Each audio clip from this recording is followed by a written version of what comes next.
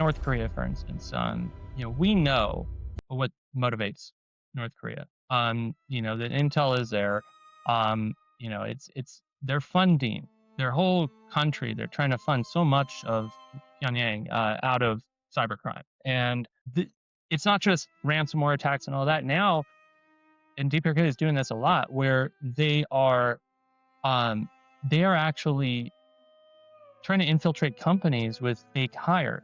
So that's becoming a more common tactic for any organization out there that is hiring people. If you are not meeting them face to face, you have that risk, period.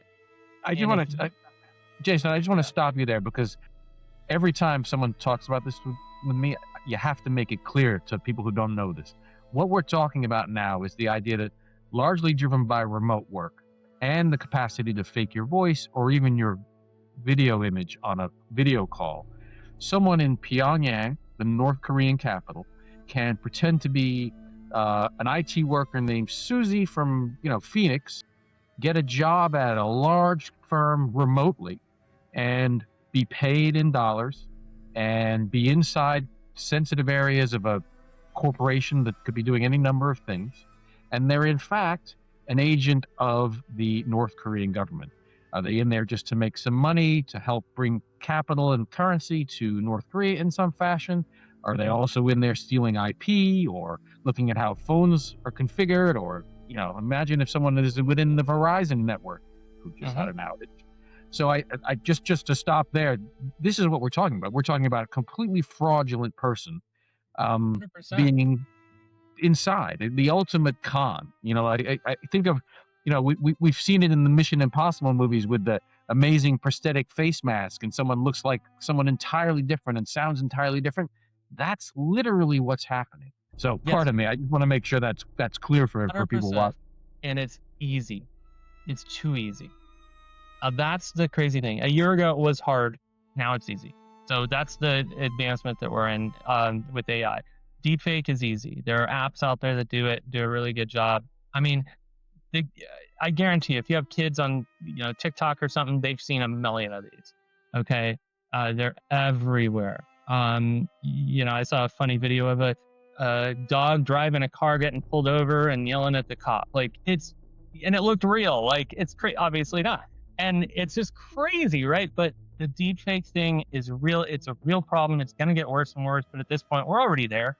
And it is happening, and companies are falling for this. And if you're not meeting someone face to face, you have that risk. You have to figure out other ways of vetting them. And the most dangerous thing here is trust. And it's tough because I don't want people to feel paranoid. I mean, our society, it's so important that we have good relationships and we treat each other well and respectfully.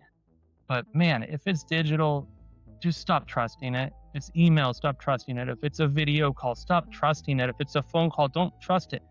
Don't trust these things, any of them. You have to prove beyond a reasonable doubt that you can trust it. And if you can't prove it, don't trust it.